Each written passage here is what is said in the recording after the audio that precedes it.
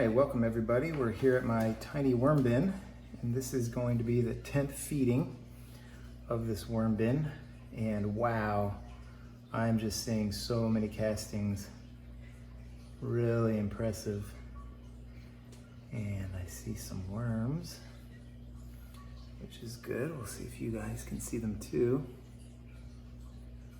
There's 2 or 3. Every time I see a worm in this bin, I'm really impressed because it started with about 50 to 100.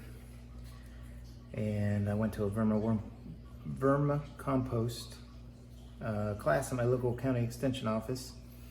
And they helped us build these bins, gave us all the equipment, and then gave us about 50 to 100 worms.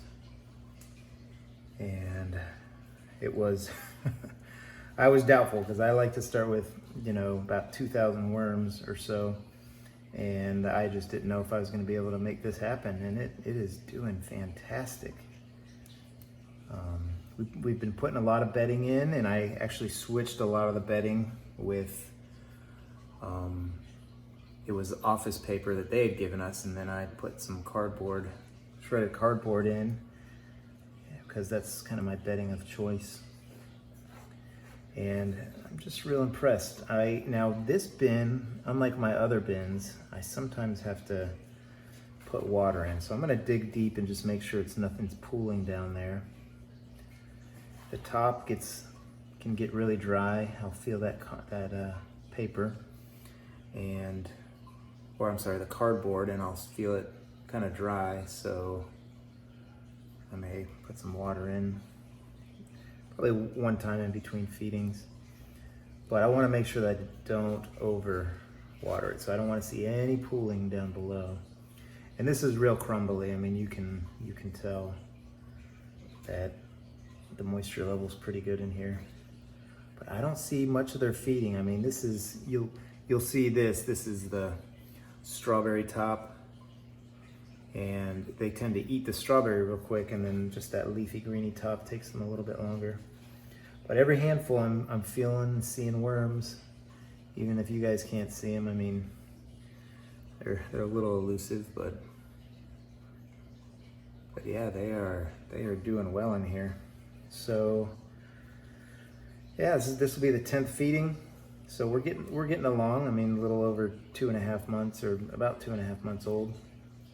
So I would expect it would take me at least 6 months before I'm thinking about even pulling castings out of here, especially with such a low population. I thought I saw a cocoon in there, which I've seen cocoons in here in the past, so that makes me happy too. But we'll set up the feeding zone here. Maybe something of a little piece of food. I don't know what that is, but they're doing a pretty good job on it. And it's been 8 days since they fed last, so they're getting to it. I don't see too many mites or any other kind of little critters that I see.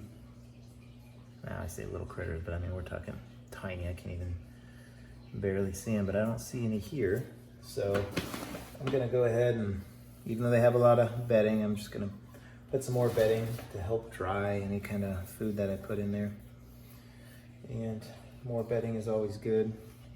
We'll give them some of their favorite strawberry top. I got some of these blueberries we'll put in there, and we go through a lot of apples, so I kind of chop up the apple core. And my worms seem to love apples, so we'll keep giving them what they like. And I'm gonna put some greens. This is I believe it's spinach that just went bad. For the first time in my life, I went through a whole thing of Costco spinach. And my family actually ate the whole thing before more than about 4 or 5 leaves went bad. Usually it's like half the thing goes bad. We're not as good at spinach as we should be. But this is probably good for this amount of worms, so I'm gonna stop right there as far as the vegetable feeding, fruit feeding kind of goes, and we'll add some of the normal feeding of coffee tea grounds here. Again, a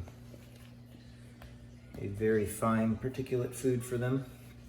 And then we'll go with our pulverized eggshells, which will give them some grit for their gizzards to help them digest. The thing that I love about WormBin is all this stuff is free because it's all my waste, and they're taking it and they are gonna give me some garden goodness here.